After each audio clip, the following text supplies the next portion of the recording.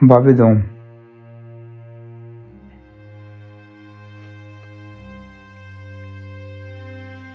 एक शदीद चिंगार की आवाज आई।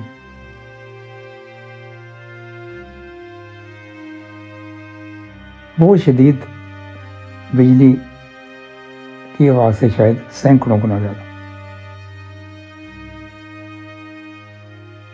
मैं जिस कमरे में लेटा हुआ था ऐसे लगा कि ये कमरा गिर जाएगा।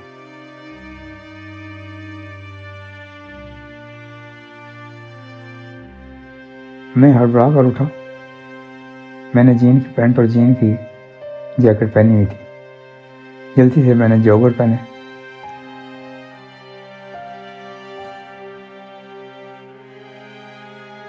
और बाहर निकल आया। मुझे बाहर निकलने में भी शदीद दिक्कत हो रही थी क्योंकि एक शदीद गर्द आलूद आंधी हर तरफ चल रही थी। बाहर निकलते हुए दरवाज़ा भी बार बार जैसे मेरे मुंह पे आकर लगता था।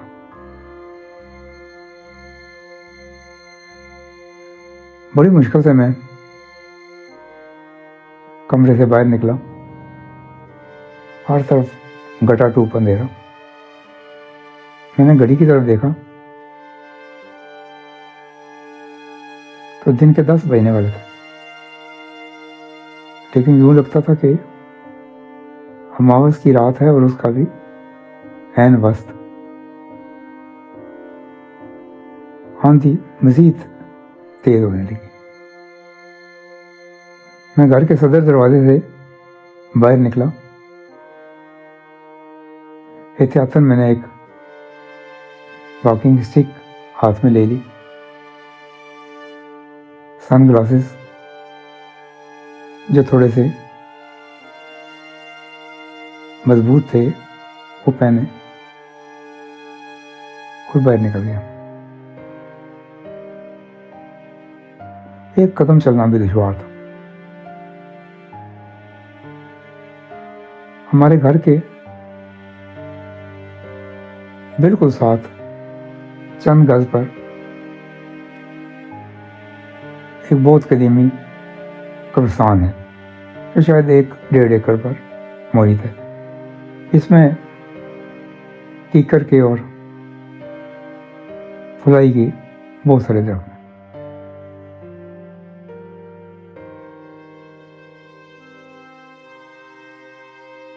मैं कब्रिस्तान की तरफ चल पड़ा। बारिश मजीद तेज हो गई। कब्रिस्तान के ऐन वस्त में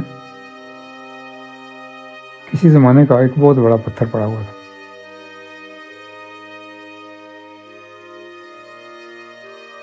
हवा की शिद्दत से बचने के लिए मैं उस पत्थर के साथ टेक लगाकर बैठ गया। बारिश और तेज होने लगी।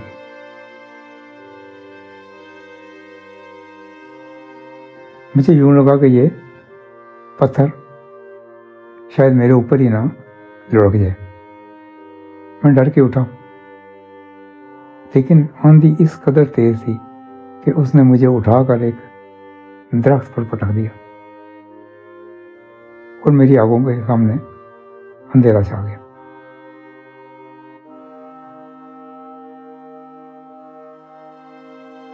जाने में कितनी देर बेहोश रहा। होश आया तो बारिश थम चुकी थी,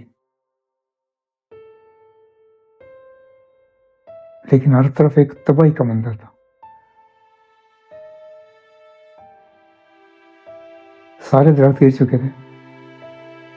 अगर कोई दरख्त खड़ा भी था तो ऐसे लगता था कि जल गया। मैंने अपनी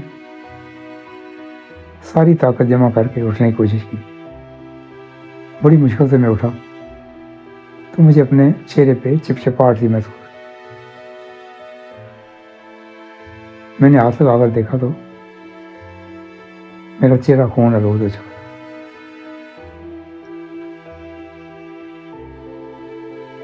सर के पीछे एक बहुत बड़ा गुम्मट सा निकला।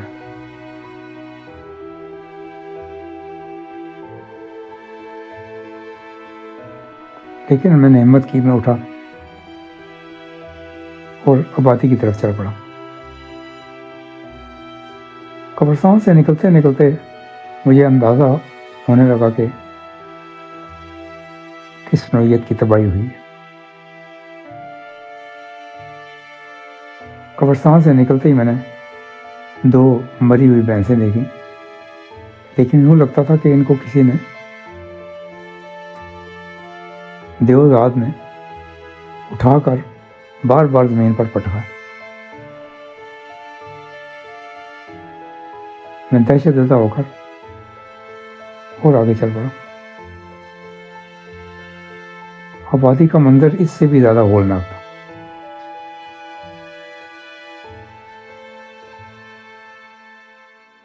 कोई जी रूह जिंदा नहीं था। हर तरफ इंसानों और जानवरों के लाशें। ज़्यादातर लोग अपने छतों पे ऊंधे पड़े हुए थे।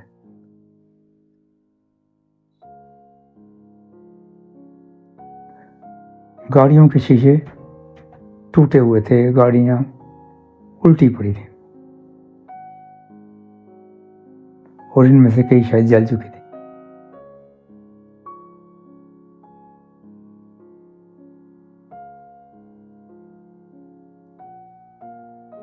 आसमान पर बादल उसी तरह छाए हुए थे, लेकिन मशरकी सिमत जाने वाले रेलवे ट्रैक में दूर यूं लगता था कि जैसे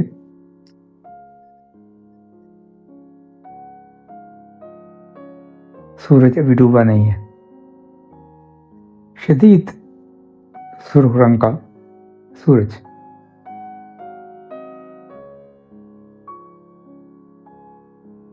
मैं रेलवे ट्रैक के दरमियान में चलना शुरू हो गया।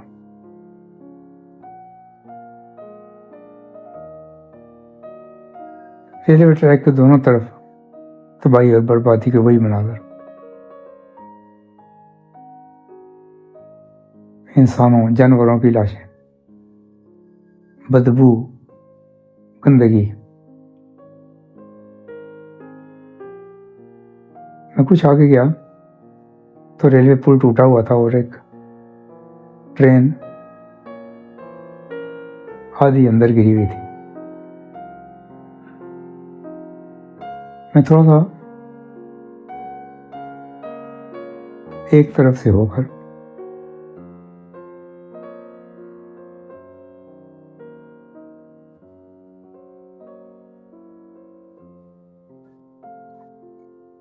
मैंने पुल क्रॉस किया और उसकी दूसरी तरफ पहुंच गया।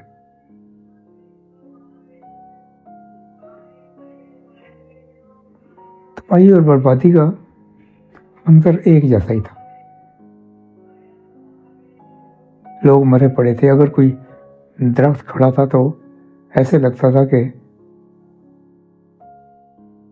जानवरों को या इंसानों को इसके साथ पटक दिया गया है।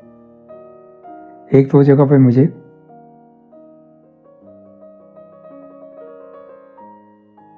कुछ नौमर बच्चे दरख्तों में लटके हुए नजर आए।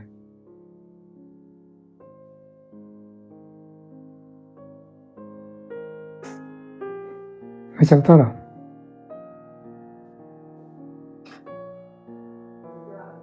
सूरज की तरफ मुंह करके।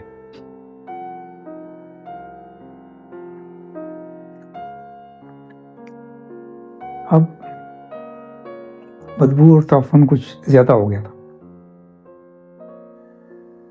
यहाँ पे गालबन कोई बहुत बड़ा सीवरेज का नाला था।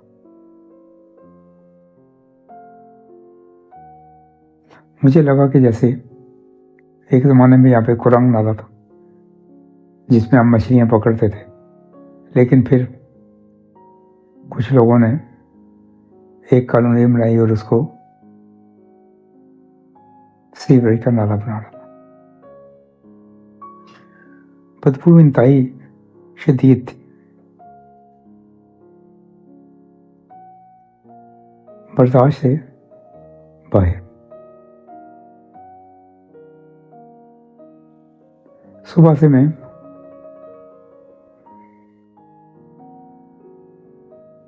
चलता भी रहा, जिससे बहुत ज़्यादा नकावत हो गई थी।